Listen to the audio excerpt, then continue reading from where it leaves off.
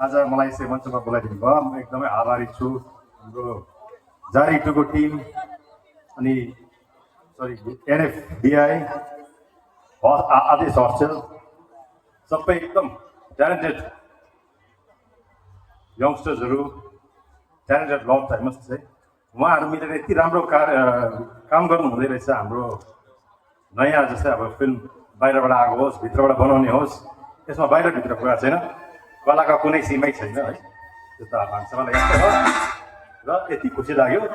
उहाँले जारी टुलाई यस्तो राम्रो प्रमोसन गर्नुहुनेछ यहाँनिर र हामी सबै साथ छौँ जारी टुलाई हामीले अवश्य हिट बनाउने हो हेरिदिने सबैले र त्यस्तै गरी हाम्रो यहाँ हाम्रो भेगबाट बनिएको फिल्महरूलाई पनि उता लगेर त्यसरी नै हिट बनाउने है त्यो दुईपट्टि है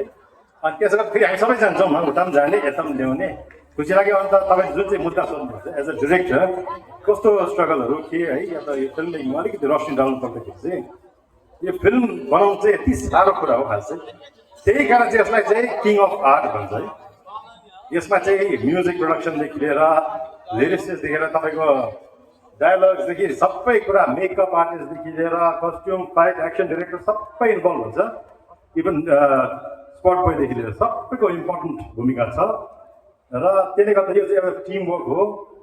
र यसमा सबैको स्ट्रगल जाडो चिसो हिउँ पर्दैछ एकदम तबिस छ आगोको भन्ने त्यस्तो टेम्परेचर पनि नहेरी काम गर्नुपर्छ दुःख बहुत छ यसमा र खटेर मान्छेले 1 साल लगाएर 6 महिना लगाएर 1.5 साल 2 साल लगाएर पैसा रिङपाङ गरेर बनाउँछ अन्त 2 घन्टामा चाहिँ बेकारको फिल्म बनाएछ हावाको चाहिँ नभनिदिउँ हामी एटलिस्ट कलाकारहरूले चाहिँ सबैलाई सराउँ सबैलाई उत्साह दिउँ है प्रोत्साहन गरौँ त्यति भन्दै I don't want to take any more of your time. Thank you so much for inviting me and I'm so honored. Thank you. Thank you, sir. Thank you so much.